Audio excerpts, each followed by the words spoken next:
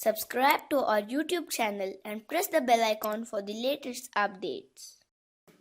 How to share live location on WhatsApp on an Android device. Go to your phone menu. Find WhatsApp. Tap on the WhatsApp icon. Make sure that you're on the Chats tab. Tap on the group or individual chat where you want to share your live location. Tap on the attach icon. Tap on location. Tap on share live location. Tap on continue to confirm sharing your live location. Select the length of time you'd like to share your live location. Your live location will stop being shared after the selected amount of time.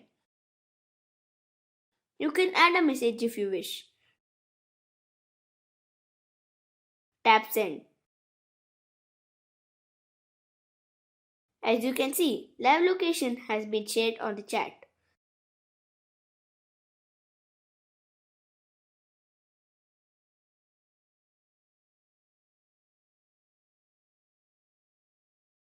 This is how you can share live location on WhatsApp on an Android device.